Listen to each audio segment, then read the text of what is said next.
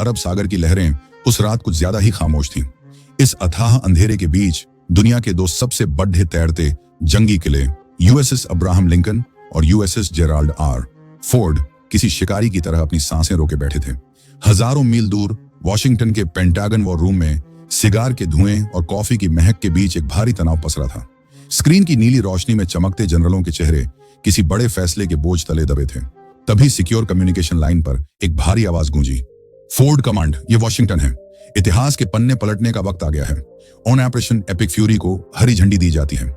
जवाब में भूमध्य सागर से इजरायली एयरफोर्स कमांड की स्थिर आवाज आई। यरूशलम कंफर्म करता है, रोअर द लायन आसमान में है। शिकार शुरू हो चुका है।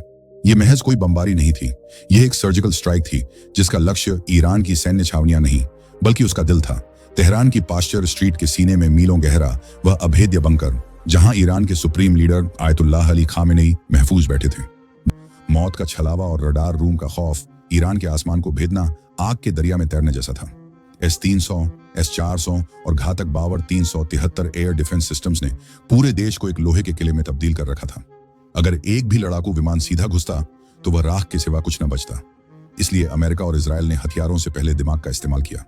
तेहरान के एक अंडरग्राउंड सर्विलांस रूम में रात की शिफ्ट हमेशा की तरह उबाऊ थी, लेकिन अचानक एक युवा रडार ऑपरेटर की स्क्रीन पर लाल बिंदु टिमटिमाने लगे। 1, 2, 10 और फिर सैकड़ों। उसकी रीढ़ की हड्डी में सिहरन दौड़ गई। कमांडर, आसमान भर गया है, वह कांपती आवाज में चिल्लाया। सैकड़ों अमेरिकी और इजरायली जेट्स सीधे हमारी तरफ आ रहे हैं। ईरानी एयर डिफेंस के सायरन चीखने लगे। एंटी एयरक्राफ्ट मिसाइलों के मुंह आसमान की तरफ खुल गए और उन्होंने बिना सोचे समझे उन सैकड़ों दुश्मनों पर आग उगलना शुरू कर दिया। लेकिन यह उनकी सबसे बड़ी भूल थी। आसमान में कोई असली विमान थे ही नहीं। वे सिर्फ इलेक्ट्रॉनिक वॉरफेयर और सैटेलाइट्स द्वारा रचे गए मायाजाल डिकॉय ड्रोन थे, जिन्हें रडार पर असली F-16 जैसा दिखने के लिए प्रोग्राम किया गया था। अपनी मिसाइलें दागकर ईरान ने अपने असली ठिकानों का पर्दाफाश कर दिया था। जैसे ही ईरानी रडार और मिसाइल बैटरी खाली हुई, आसमान का सीना फाड़कर असली शिकारी बाहर आए। रडार की पकड़ से बिल्कुल बाहर अदृश्य 5th जनरेशन F-35 और F-22 रैप्टर विमानों ने अपनी एंटी रेडिएशन मिसाइलें दाग दी। कुछ ही पलों में ईरान का पूरा एयर डिफेंस नेटवर्क अंधा और बहरा हो चुका था।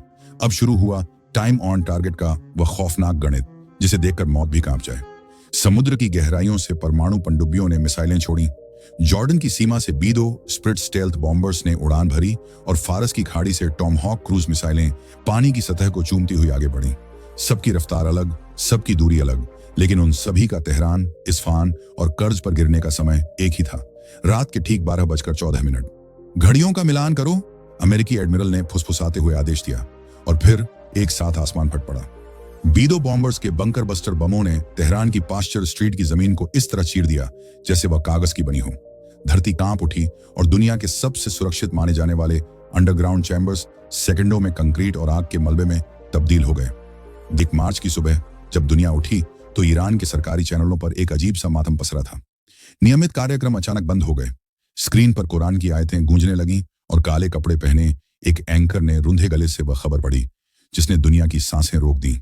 हमारे रहबर supreme leader Ayatollah Ali Khamenei शहीद हो गए हैं।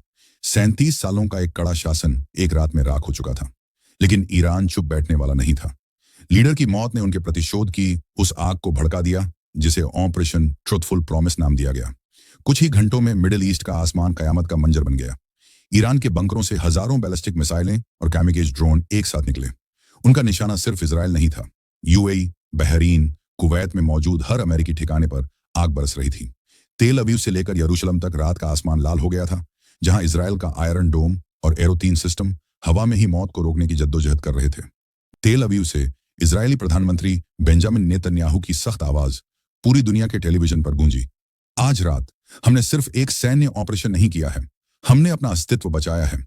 वह शख्स जिसने दशकों तक हमें मिटाने के ख्वाब देखे थे, आज खुद इतिहास की धूल बन चुका है। उधर वॉशिंगटन से अमेरिकी राष्ट्रपति डोनाल्ड ट्रंप ने एक बेहद गंभीर और आक्रामक लहजे में देश को संबोधित किया। मेरे अमेरिकी वासियों, कल रात हमने दुनिया के सबसे बड़े आतंकी नेटवर्क का सर कुचल दिया है। आयतुल्लाह अली खामेनेई अब इतिहास है। उसने हमारे नागरिकों और हमारे सहयोगियों पर नजर डालने की जुर्रत की थी और हमने उसे दिखा दिया कि अमेरिका के न्याय की पहुंच से दुनिया का कोई भी बंकर आपको नहीं बचा सकता।